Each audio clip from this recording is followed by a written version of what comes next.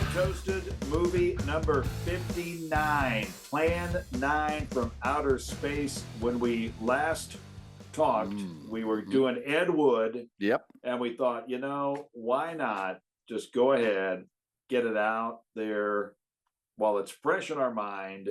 Plan 9 from Outer Space, the actual Ed Wood movie, first movie of season 4 of Untoasted. And in segment 3, we will select the movies that will be included in season 4 of Untoasted. I tell you what, we've had 3 incredible seasons, 58 wonderful movies. And what we know, Dave, is that there are so many more good ones, bad ones, in-betweens to go. So many. I mean, it's harder, much harder.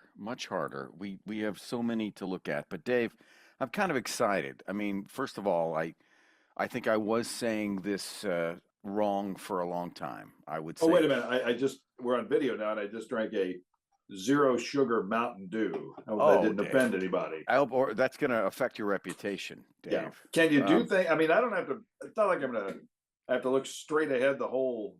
Not the whole time. I can go ahead and do things. Okay. Wow. You can look away. You're allowed. Look away. Look away. Not like Criswell, Dave. Okay. Finish your point, Dave. Well, it's I was always calling it Planet 9, Dave. I was always saying it wrong. So if nothing else, Dave, it changed that. And I think, I've seen parts of this movie, or I'd seen low-light highlights shared of this movie. But watching it all was a treat. I don't know if I enjoyed it, but I certainly was. I went through all, and I was kind of disappointed. I felt like there could be more.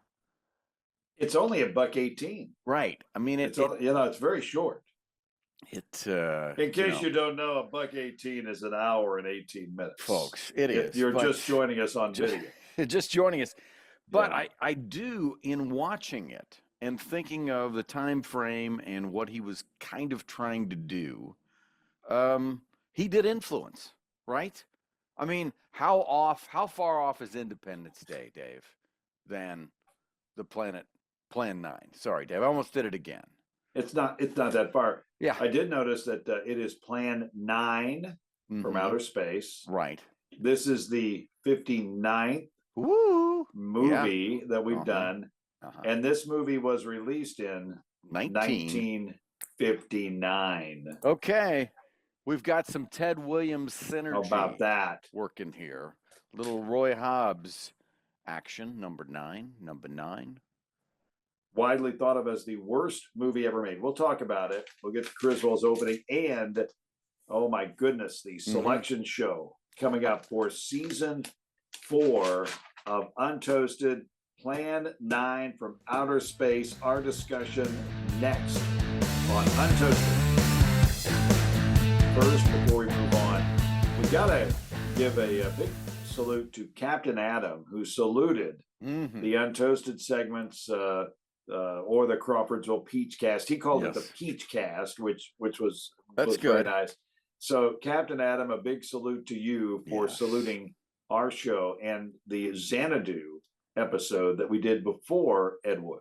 No, it was fun. I mean, first of all, it's always a treat to have Captain Adam on, but this one, Dave, with the passion based on when Xanadu arrived in his life, it stayed with him. So he was the perfect special guest, and so we're honored by his shout out to the Peach Cast.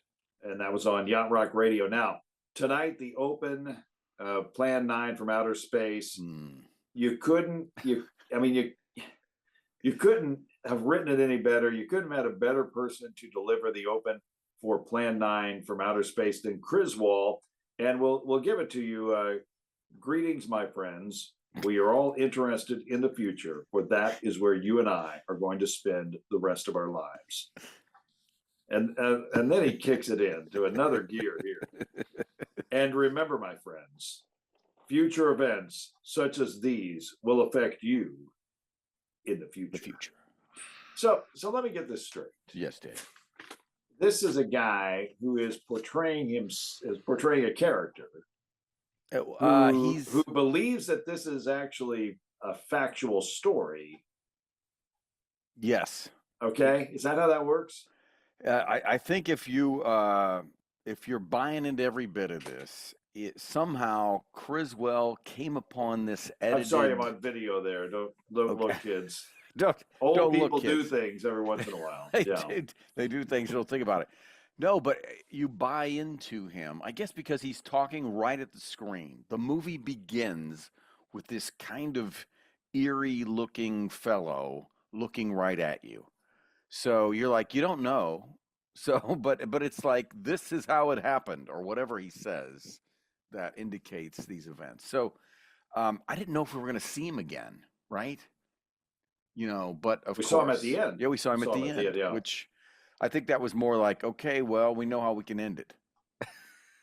Did you have any trouble distinguishing between the Ed Wood version of this movie and this movie? Because to me, it was just spot on. Right. The Ed Wood was just spot on what Plan 9 is. Yeah. No, and also it was made, I mean, this was during the atomic age. People were building bomb shelters, right? So he's trying to be big. I mean, that's the Ed Wood, I guess, signature is the big swing and the miss normally, but at least the big swing here combined a lot of elements that he had to work with, right? I guess. I had trouble. Yeah, I had trouble figuring out. Okay, George the Animal Steel is in Ed Wood. Yes, he's not in the original movie. I kept wait. I thought George Steele was in this. Oh, it's Tor Johnson that's in the original movie. Right. Who George the Animal Steel played him. Right. In the Ed Wood movie. And they're basically the same guy from two different generations, right? I mean, yeah, they're both wrestlers and all they're that. both wrestlers, bald, enormous hat size. I think large craniums. I remember. Didn't he sport kind of the Andre the Giant style singlet kind of outfit? It was not. Yeah, he was never hip. The Iron Sheik. So we go to Plan 9. Let's try to focus in on Plan 9 from outer Let's go there, 1959. Dave. Now, it was in the Golden Turkey Awards, a book that was released in 1980. It was named the worst film of all time. Ed Wood was named as the worst director of all time.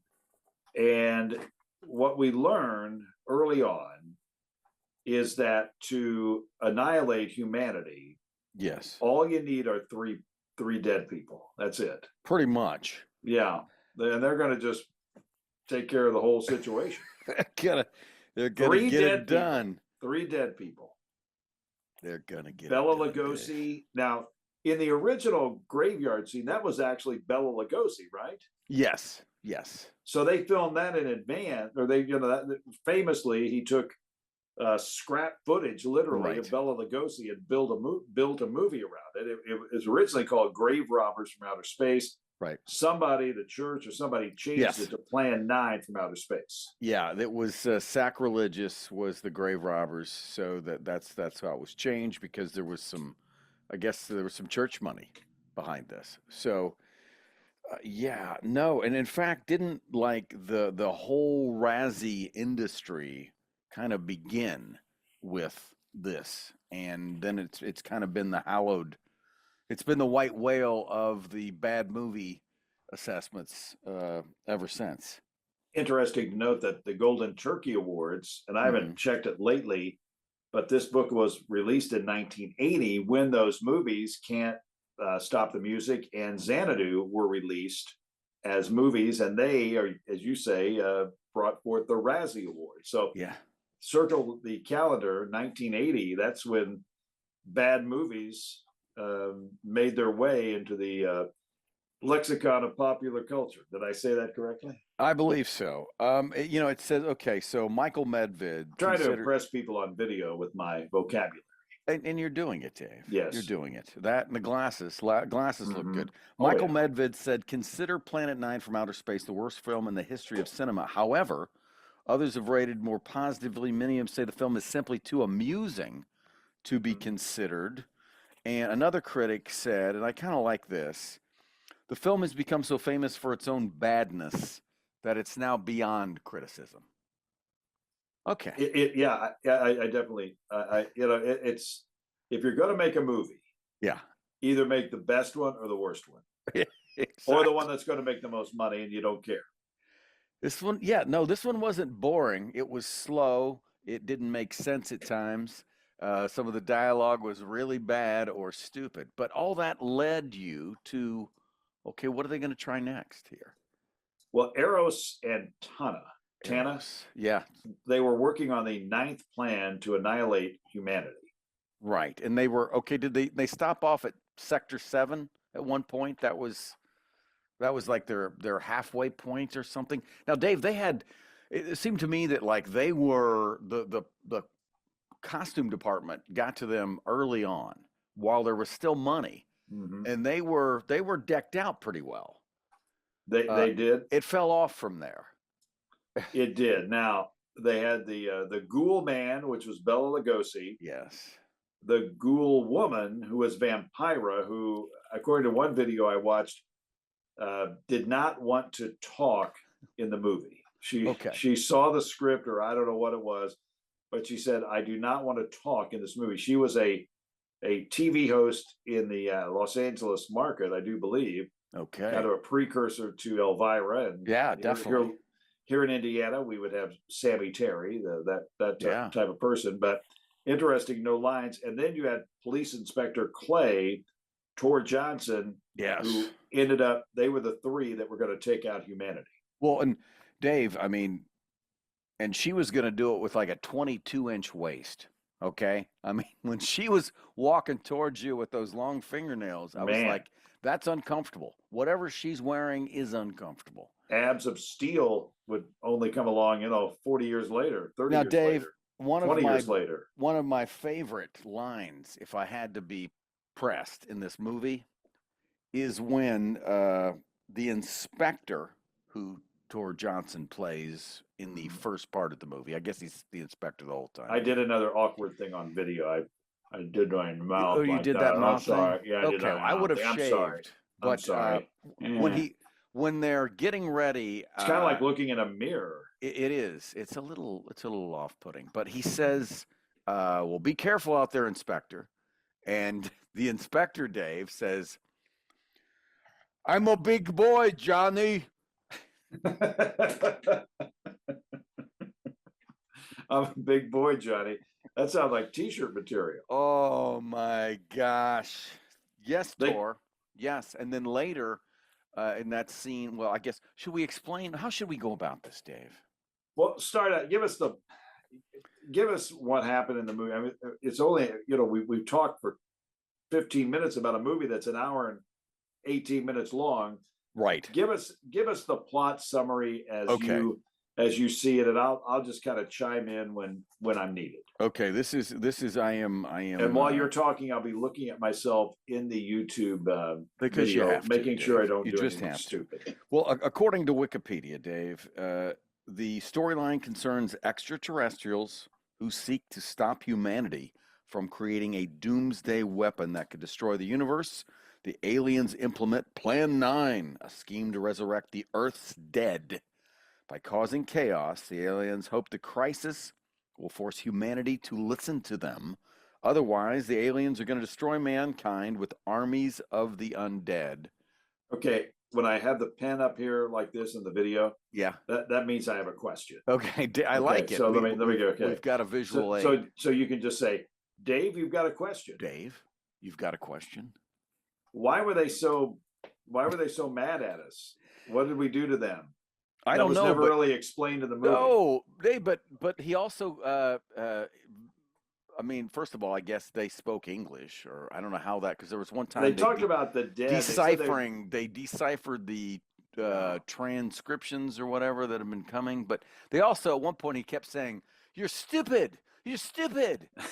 stupid. So yeah, I don't know why. They wanted I think Maybe, that's did they want to put up a Wawa where we were at or something, or how does that work? I think so, Dave. It was they were gonna put an In-N-Out burger, and everybody Yeah, was really excited. yeah. No, I do love how they're talking about the Burbank airport on the plane, and I'm thinking they're gonna land at Bob Hope. This all happened, about 15 minutes from where my daughter lives right now, Dave.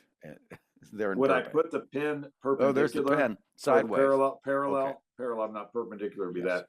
Parallel, that means go on with the description of the plot.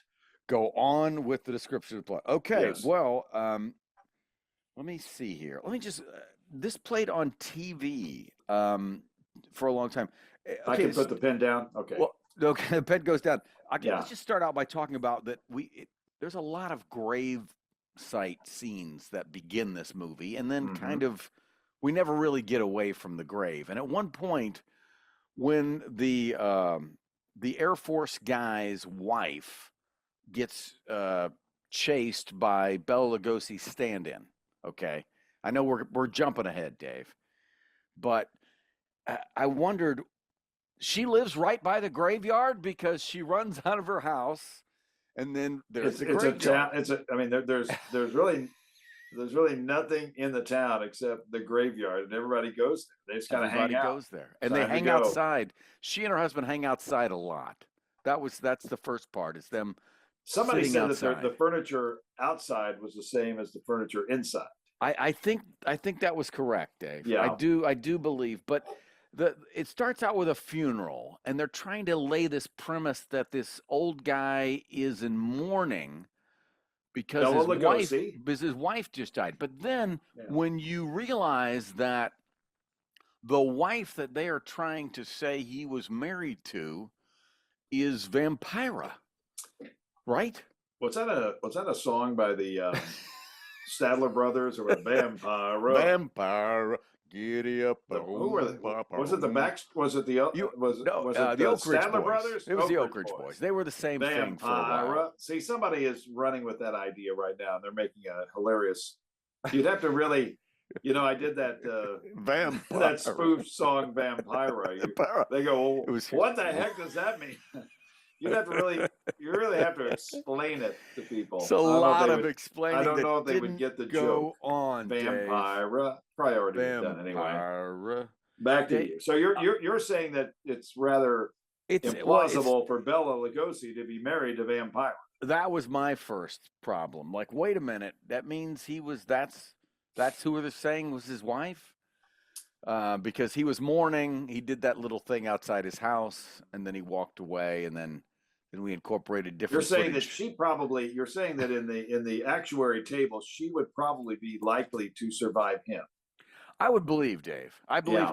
Forget the fact that Bela was a long-term abuser of opiates and all that. 90-year-old guy. But even with her waist. Hopefully, Bill Belichick's not listening. Because, right.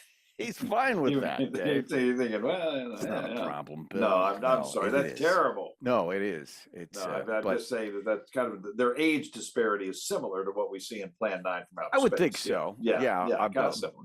Bela was he didn't age well. I think this was his last movie. I don't know if his last thing he appeared in, depending on what else Ed did after this. But I guess the premise is that somehow the aliens and zombies are connected, and they are disrupting, and the police are trying to figure it out, and the government's also trying to figure out, but admits that they have known about it, but they didn't want to scare the public, so they haven't done anything about it.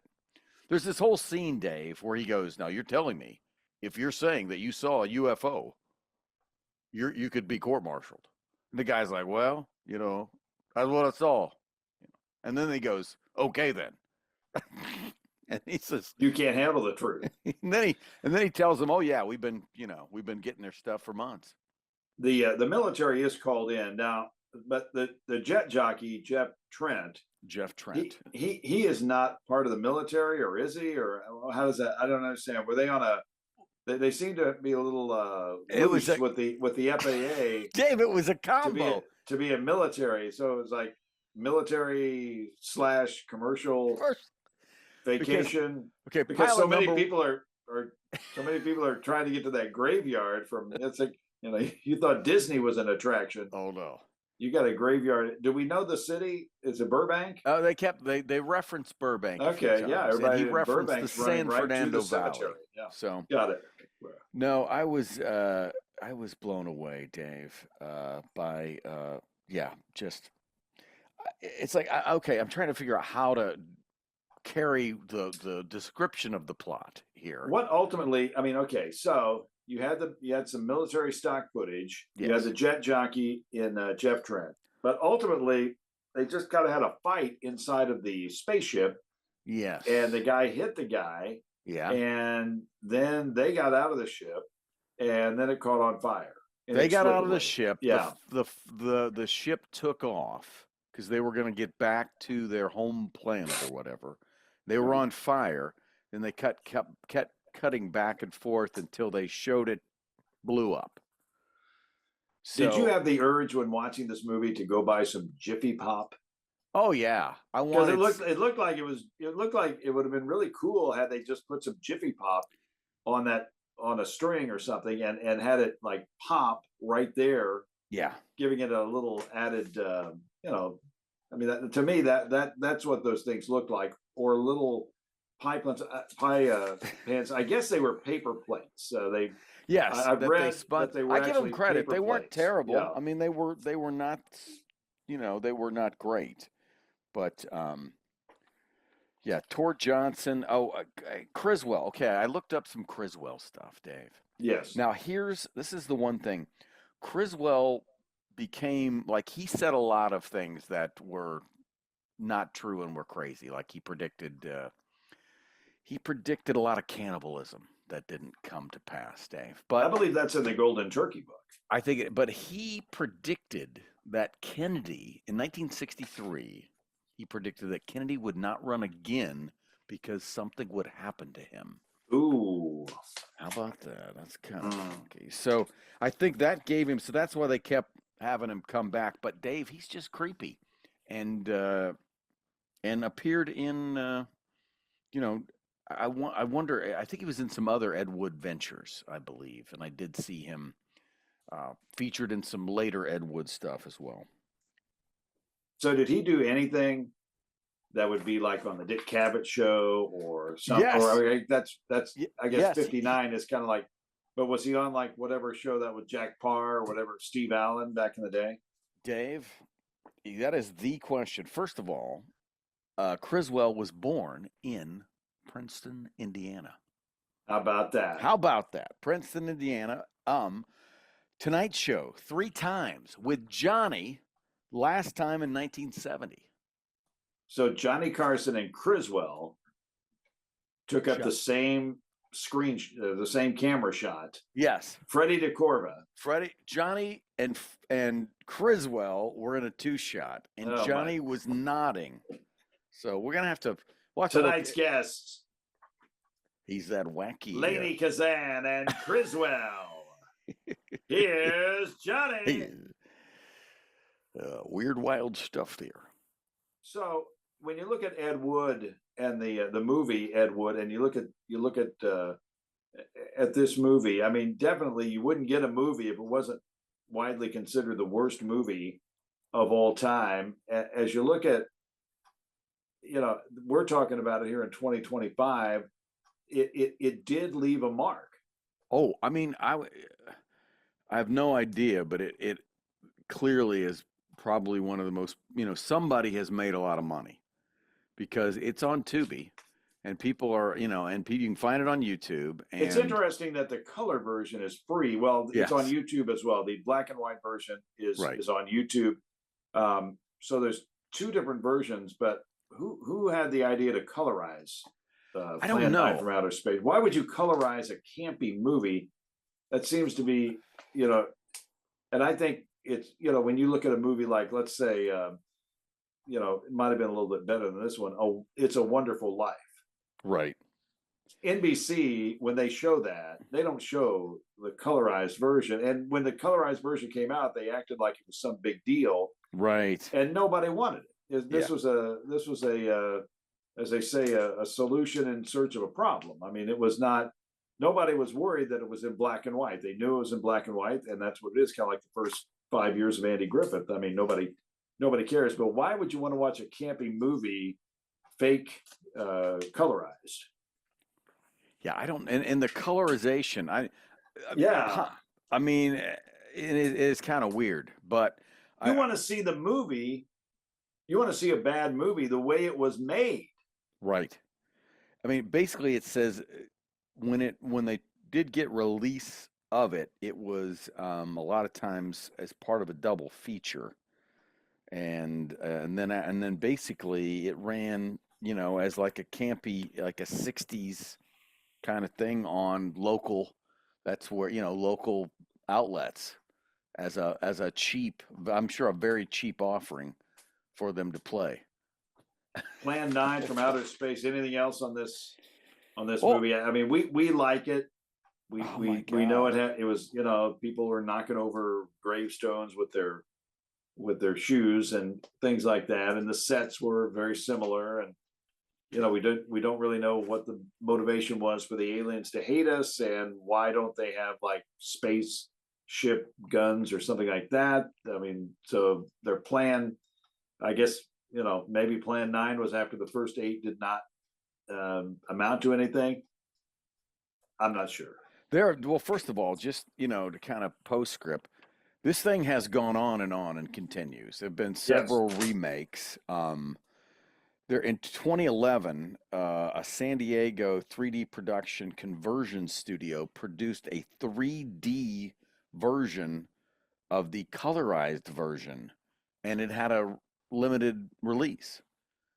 I would imagine if there's anybody left from the movie, Oh gosh, yeah. they would be able to go to any comic con in the country and pack them in. Signed big. 92, there was a documentary called Flying Saucers Over Hollywood, which was the Plan 9 companion, which was ended up being like the DVD extra feature later. So, I mean, this thing has gone on and on. I wonder, I mean, from when we started Ed Wood, I started watching the documentary Looking Back in Angora, Dave.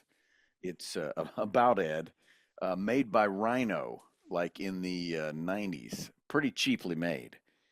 But Rhino, you mean the company that makes those like retro records and all that? With all, exactly, yeah, yeah, okay, Rhino yeah. Records. That so.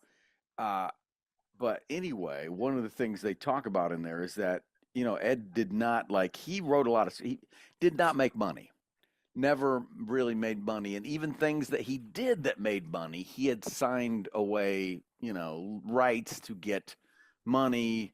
It was just a terrible business guy, which was part of the. But the thing we could leave on, or I want to as I read up more about him and watch this documentary, Big Dave #1. I That's love so that, nobody Dave. takes my post-it I notes. love that, Well, Dave. and the reason why it says big, real quick, Yes. finish your point, then I'll go to that one now. No, it's just that the people that worked with this guy, they loved him. They hung around. I mean, he had a little theater company and obviously wasn't paying anybody much if he was paying them at all. And so it was basically, he had to be some kind of attractive, person. There's a Dave #6.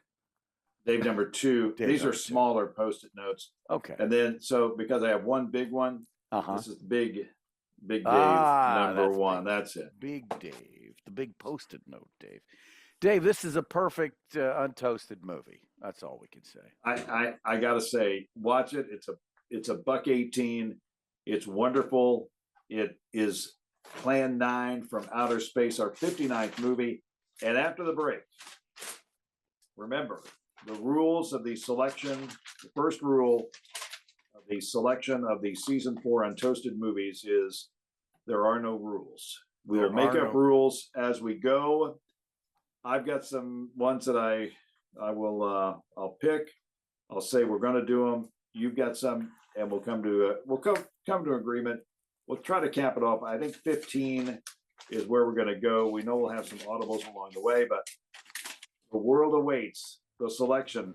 Season 4, Untoasted, next. Untoasted selection show, season 4, or as some people would say, the season 4 selection show. That probably sounds better. It does. It kind of rolls a little cleaner. I've got a list of movies. Now, I've not seen your list, but I'm going to just go ahead and with my first choice, and it might not necessarily be the next movie. So I'll right. So these could be, we're not talking chronological right now. We will not talk chronological at this point. We're not We will just name movies. So I'm going to, with my number 1 pick, I'm going to pick a Godzilla movie to be named later. Okay. We will have the official order of the episodes on our next Untoasted. But we're kicking off with a Godzilla movie to be named later. Okay. I like that. Later. Peach. Okay. Can we, as we go, I feel like we can discuss. I owe the Peachcast listeners some kind of explanation, Dave. Why kicking off with Godzilla? Not that we'll kick off the season, but no. Why are we going back to Godzilla, Dave? Well, for me, it's nostalgia. Okay. It's the independent station for us growing up, Channel 4, on an 11:30 showing or at 2:00 on a Sunday afternoon. As I've always talked, I love the clean storylines of Godzilla. Yes. I like the special effects that are not over the top. This will be an early Godzilla movie. I love the music. I love the costumes. I love the scenery. The Godzilla noise. The bridges being taken out with one. So I'm going back to Godzilla. It's good. It makes me feel good. Humor me, and we always have there's always something that's memorable when it comes to Godzilla. Yes. No, I'm totally with you, and I still Channel 4 Godzilla versus the Smog Monster was my first, Dave. Save the Earth. That might be the one we do. Okay, it could. Save the Earth. Save the Earth. And the first Godzilla movie we did where they tell you to turn the radio up as loud as you can to save the world. How did we pick that one? Oh, Dave. It was awesome. That's awesome. Okay, good first pick. Godzilla kicking it off. All right. Now we do have there is a veto. Okay. We could veto, but I don't know if we'll do that. Yeah, let's see where we get to first. And let's get our cup full. We have a coach's challenge. We have a coach's challenge, not necessarily a veto. There is a coach's challenge. There is a coach's challenge. And then what's incredible is that they get to the latter part of the game. They're out of challenges. A guy got hit with a crowbar, and it's like they can't challenge. They can't challenge anymore. No, they're out of challenge. He's dizzy, Dave. Sorry. He's dizzy. This is not going to work well. A good time to have one of those challenges, but they're flat out of them. So, to me, I'm thinking, mid third quarter, offensive foul on Joe Smith. I'm just going to play on because it just seems like late in the game, they always need a challenge. Always. Yeah. Okay. We need to bring it through. We'll have a coach's challenge. We have unlimited coaches challenges in this league. That. Okay. Is it should I go? What am I doing? Go ahead, Dave? You're picking a movie. I'm picking a movie, and this is, I must admit, I want to pick a movie to begin. Not that we begin this with, but a movie that I have not seen all the way through, and I think it's a better movie than I perceive it to be, and yet not one that ever saw it out again. And Dave, that movie is North Dallas 40. That's on my list. I know. 1979. Exactly. Dave, some of these things, we do have similar tastes, Dave. And so, yes, North. I do believe that G.D. Spradlin is the coach. Dave, I was hoping that you were going to bring that up. I know that. I know my Spradlin. Okay, folks, if no other reason. Because I intend to squeeze you. I intend to squeeze you. I use that a lot in the sales world here It's a good in little Crawfordsville. motivational drop. When I'm making a radio deal and somebody's getting a little bit antsy, I go, I intend to squeeze you. And you've done well at the Tropicana. Yeah, What he says, and the Tropicana. Tropicana. But I do intend to squeeze you. Oh, Dave. I'm going to talk. I must say, I'm going to talk pretty frank. Maybe more frankly than you're used to. Yes. Oh, did he Dave. not know that this guy just offed like 5 people in New York? Oh, no, that's Godfather. Let's go ahead. He wasn't afraid. He was not afraid of anyway. But go ahead. But he's in this movie, North Dallas 40. G.D. Spradlin. G.D. Spradlin, I believe he won the first Lifetime Achievement Award, didn't he? Yeah, we gave it to him. Yeah, we gave it to him, Dave. He so good, Dave, and but perfect for this season. And I assume he's the coach, right?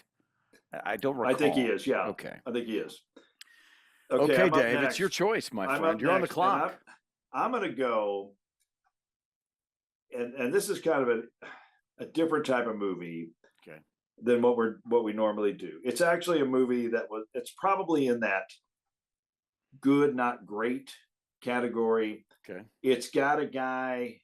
I'm almost 100% sure we've never had a movie with him. I'm going to go Mr. Saturday Night, 1992, Billy Crystal. Not When Harry Met Sally, and not, the other, what's the one with Jack Palance? City Slickers. But I'm going to go Mr. Saturday Night. Okay. I think his name was Buddy. I don't know. Yes, no, I recall this movie. I don't think I saw it in the theater, but I'm pretty sure it was a rental. And possibly for me, it was the first time I saw Billy Crystal in a fully formed, not just comedic role, I would say. He's got to get into that second phase of his career. And for some reason, I want to say the guy who plays his brother, David Paymer, was possibly nominated for something for this. I believe he was up for an Academy Award. Okay. Much the same as Martin Landau in Ed Wood, or Ed Wood playing Bela Lugosi. Yeah. Occasionally we have some Oscars. So, no, Dave, I like Mr. Saturday Night as a pick. That's a strong pick. It's you're right. It's not if even people that are probably Billy Crystal fans, it's probably not their big thing. But not their go-to. Not their go-to. But it is, he was, brought up kind of in that world, and I happened to see him do his Broadway play about I think it was called 700 Sundays. That was about time spent with his dad, and a lot of it was like just basically entertaining his dad was the way. So, Mr. Saturday Night, Dave, I like it. Number 3, you're on the clock. Ooh. We can check off Plan 9 from Outer Space. We already did that one. Dave, okay. In this episode, go ahead. In this episode, and I've got to look up now because I'm not sure okay, 2003. That's the year. Okay, Dave, and this movie is called. Well, I'll it's something that I don't know, a low budget movie, but with some very recognizable people. From 2003, with William H. Macy, Alec Baldwin. Okay. And a supporting. We did an Alec Baldwin movie. Wasn't he with Kevin Bacon in? Yes. Yeah. In She's Having a Baby. Yeah. Exactly. Go ahead. This is called, Dave, The Cooler. The Cooler. The Cooler, Dave. Alec Baldwin runs like a small casino that's not on the Strip in Vegas. And it's William H. Macy plays a guy who they basically send to tables because he's unlucky, and he changes the dynamic of winners.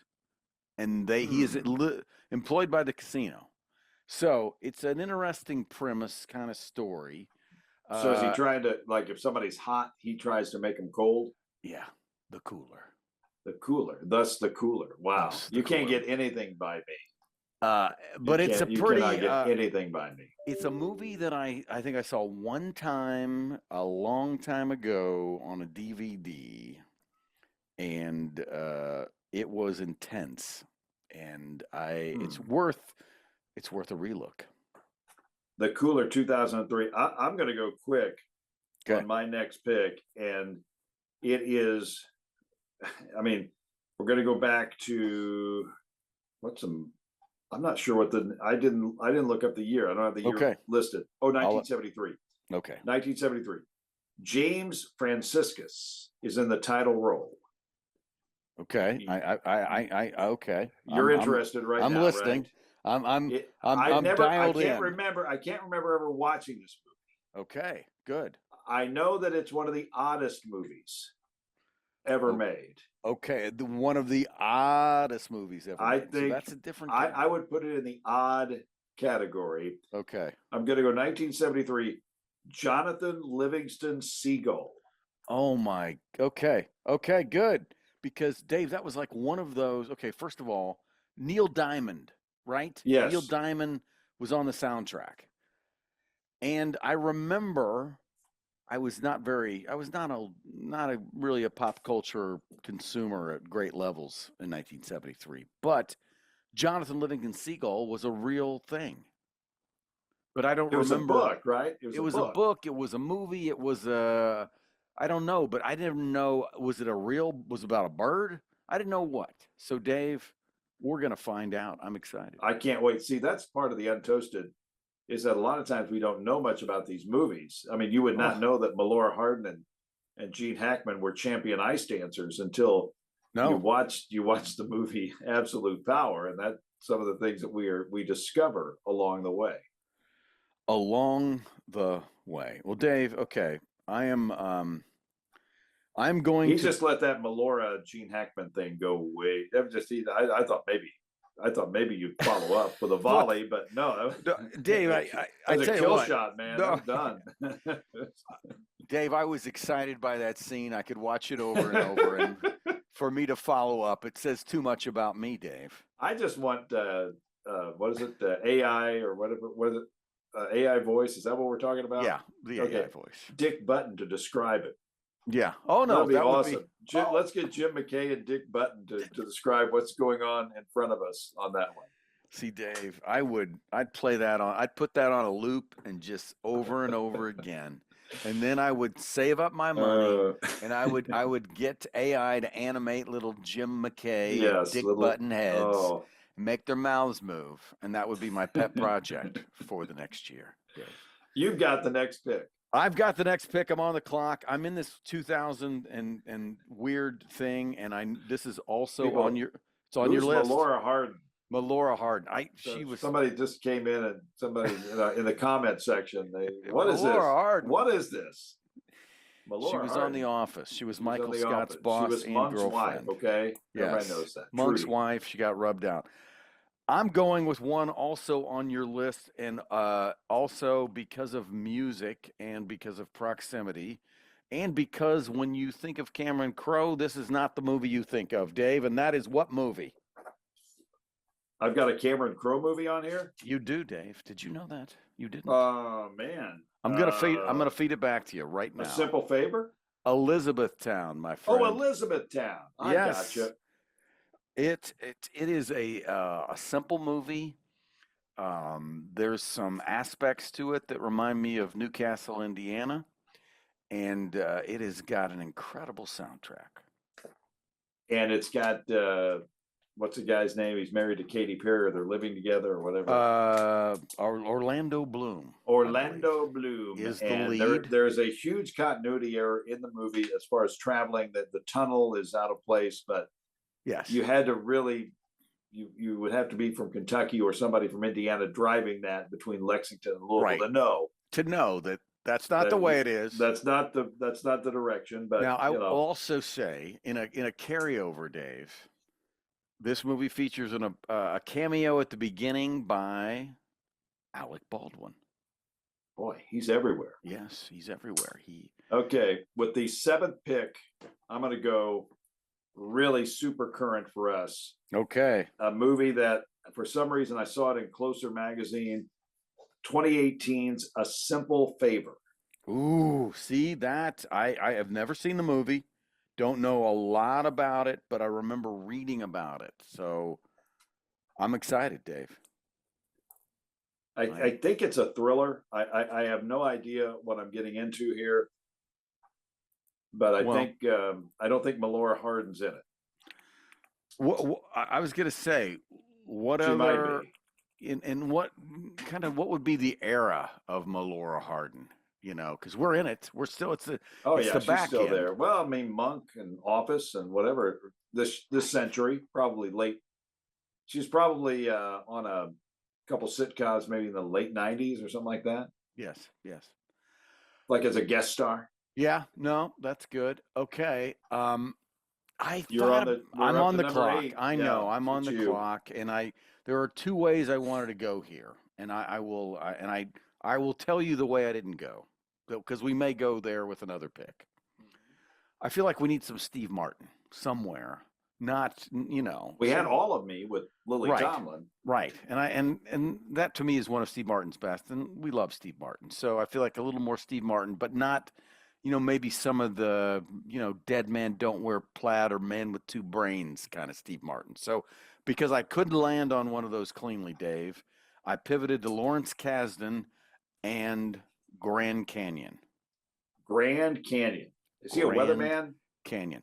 Lawrence Kasdan, Dave, wrote. Do you have a year? Oh gosh, yes. No, but is Steve Martin a weather person in this movie, Grand Canyon, or is that another one? That's he is. Stories. He plays. Steve Martin plays I would say like a horror movie producer. Okay, not a weather person. Not a weather person. Another movie. But I'm gonna look up when Grand Canyon. I believe Grand Canyon was like early in the aughts. 1991. So I'm absolutely wrong. You're way off there. 91.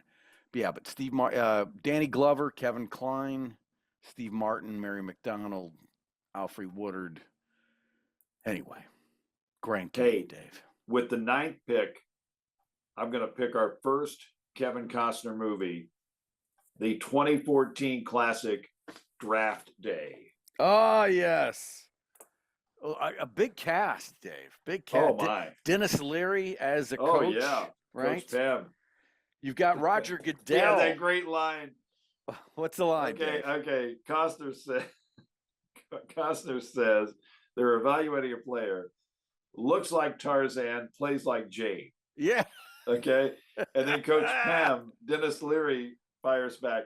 I've got 47 Tarzans in that locker room. I could use a Jane. Oh, God. I don't even know what that means. Yeah. I could use a Jane. What does that mean, Dave? Probably. I mean, how dated is it from 2014 to equate Jane in a non-athletic light? But it was 2014 kids. We didn't know what we were talking about. We were trying. We were just Jennifer Garner and a ton. I mean, his mom is like Ellen Burstyn or something like that. Or wow. Yeah, I think it is. Yeah. Yeah. There's some kind of No, there's all sorts of people that are lurking about, and his ex-wife is. It's just like it goes on. It goes on and on. It goes on and on as far as the people that they put into this movie, and then you've got, of course, our man Rich Eisen and Chris Berman and all those. It's a solid, and somehow, and I'm not sure, maybe based on the timing of when it came out, but it feels like it's a movie that a lot of people have seen, but not a lot of people have seen or saw in the theater. Like, and it's got. I mean, there's just so many. The cast is incredible. Right. Yeah, no, it's good. It's a solid. It's a good one to talk about. And Dave, as we head toward the fall, it'll be a good selection. I mean, it's got Chadwick Boseman in it, for goodness sakes. Okay, right. I mean, unbelievable. And Ellen Burstyn is Sonny's mother, and his wife is like Rosanna Arquette or something like that. Anyway, go ahead. Yeah. No. That's a good one. Good choice, Dave. Good choice. His former wife is Rosanna Arquette. I'm sorry, Jennifer Gardner is his love interest at current time. Ellen Burstyn's his mom. Oh yeah. They throw them all in there, folks. They're all in there, Dave. Oh, okay. And Frank Langella is the team owner. And Right. He says, make a splash, Sonny. People pay to get wet. Or people get either way. Yeah. No, he wears an expensive I've suit. seen draft day so many times. I can't. So at this point, I'm going to stop talking about it, and I'm going to let you make the 10th pick in our movie draft. All right. Well, I've moved. I'm trying to get us into something that I have not seen, but something that we can, I don't know, from an era and for a specific reason. And so it's like, okay, I pick eras. Graduated from high school in '83. Like, okay, I think I saw a lot of movies from that year, but one of the movies that I did not see that was talked up, and the reason it was talked up is this was like the first time they used a certain kind of mount in shooting aerial footage. So people on YouTube can see me look at the computer probably in a weird way. I'm sorry, people on YouTube, yeah. But Dave, before there was Top Gun, there was not that I'm paying attention. Oh wait a minute. Say that. I'm sorry. It's okay, Dave. It's Friday and I've been at this a long time. We're punchy people. Okay, no, the movie we're talking about is Blue Thunder. Roy Scheider, 1983. He's like a RoboCop at a helicopter kind of thing, and I don't know. It's action. It's something we're gonna see. It's not a movie I've seen, but I remember hearing about it and reading about it. So Blue Thunder. Now, did that kind of bring about the 2 helicopter TV shows? Like I believe it was the superseder to that. Yeah.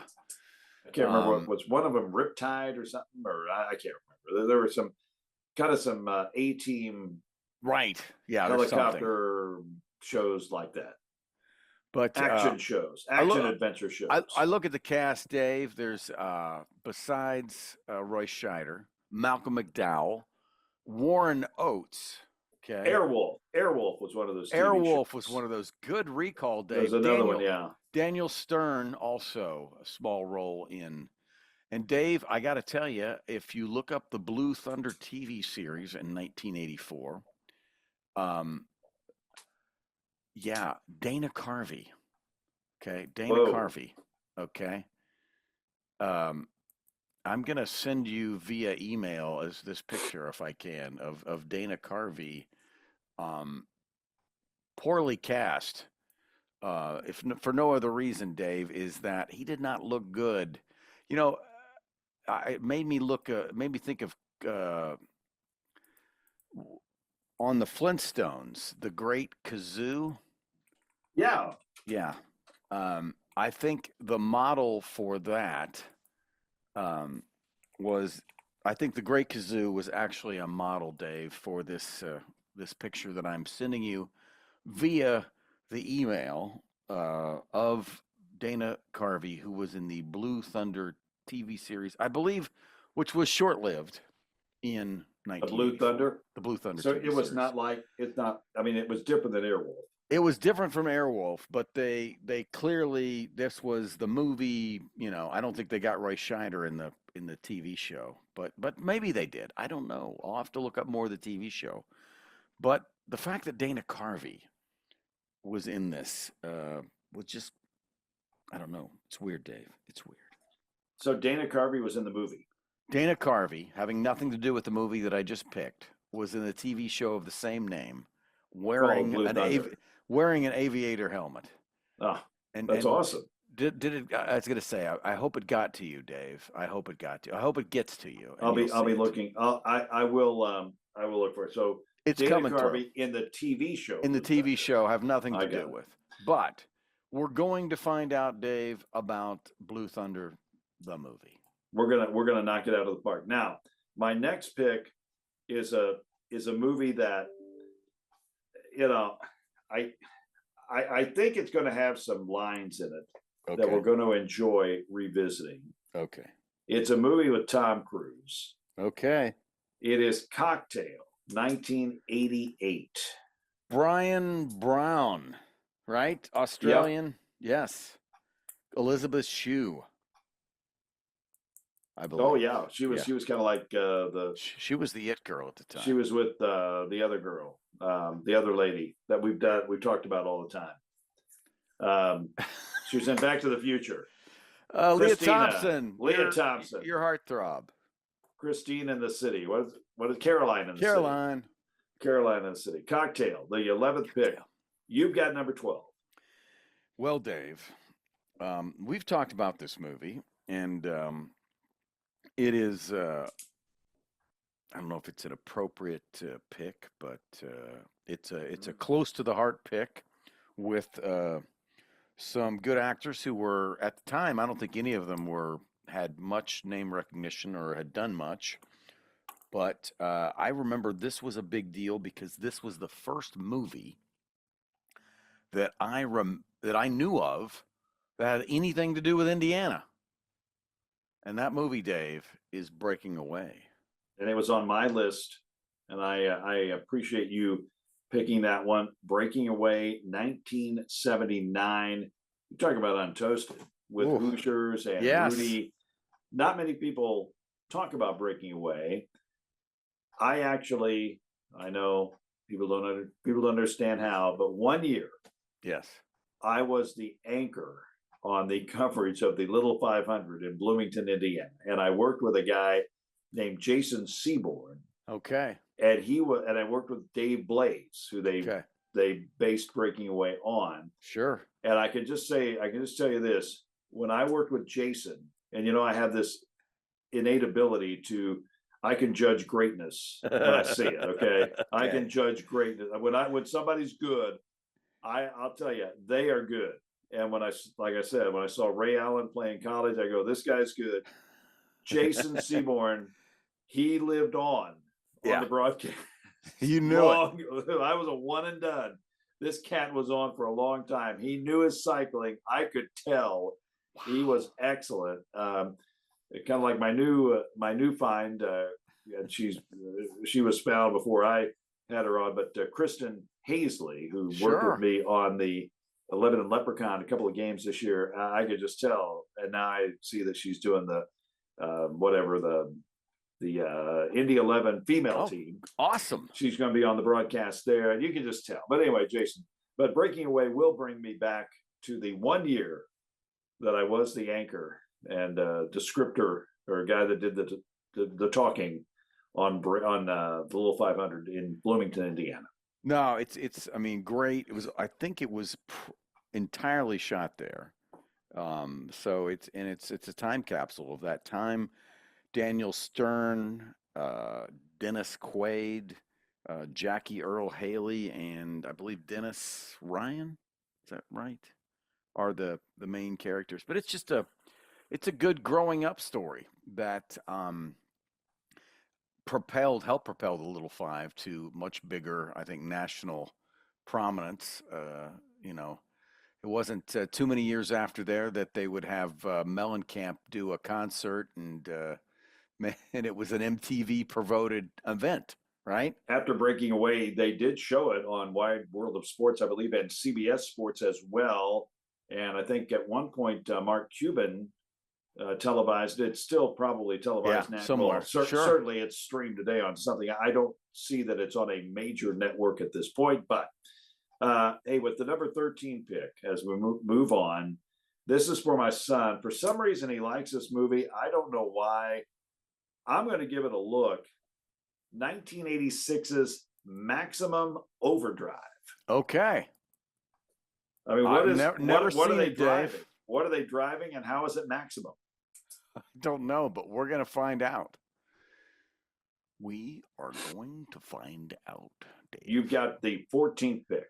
14th pick, and for some reason, and I don't know, and I think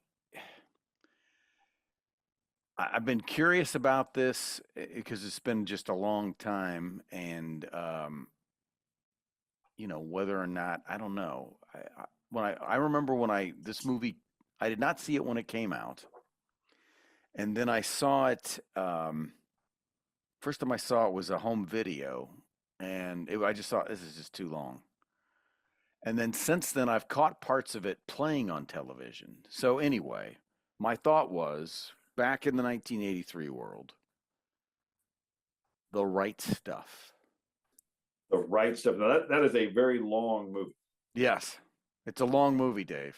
It's So we might have to. we could break it up. It could be a double, or this is, I mean, what year? 83 again. 1983. The Right Stuff, head, and does it have Ed Harris? Ed Harris. Also He Dennis is the Quaid. Ubiquitous Ed Harris. Yeah. I'll watch it. We'll watch it. We'll talk about it. The Right Stuff. It's got Chuck Yeager is a cameo in there, and Sam Shepard plays Chuck Yeager. And I think I'll end up just picking the movies out of a hat as far as the order goes. Oh yeah, okay. Yeah, we'll just we can, if you want to talk through a strategy. Yeah, I mean, we've already talked. I think we could just randomize it at this point. Well, I was going to say, have draft day come before football. We could kind of look a bit at that. We got one more pick. Do you have anything? I mean, I don't want to hog up. No, Dave. If you want to get the extra. Nope. Pick, it is your show, sir, and we have talked about so many good possibilities. So bad ones. So I got one more to pick. I don't want that. I don't want that. You're looking at them. I'm gonna go. Okay. I'm gonna go a little bit forward. Another 90s movie, the late 90s. Okay. Tucker, the Man and His Dream. Okay. Jeff Bridges. The Man. Jeff Bridges, Francis Ford Coppola. Big swing about a guy not too many people knew about, that was important in the early part of the car world, and there's still Tuckers that are out there, right? Tucker, the Man and His Dream, the 15th. So we've got Godzilla, North Dallas 40, Mr. Saturday Night, The Cooler, Jonathan Livingston Seagull. I cannot wait for James Franciscus on that one. Elizabethtown, Sweet Home Alabama there. A Simple Favor, Grand Canyon, Draft Day, Blue Thunder, Cocktail, Breaking Away, Maximum Overdrive, The Right Stuff, and have to have a lot of coffee for that one. And Tucker, the Man and His Dream. It's a good list, Dave. We might have to pick Right Stuff. How long is that movie? I'm always going to. I believe it is $1.90. You mean 2 hours and 30 minutes? Yes. Okay. I love that. That was good. Okay. When you said $1, I go, I think it's more than 2 hours. That's pretty good. I'm terrible, That's pretty Dave. good. I'm terrible, baby. Yeah. Might have an intermission. Like Okay. we had in The Godfather. We might need one. Got to stretch. Wow. Go to the 15 bathroom. big movies on Untoasted.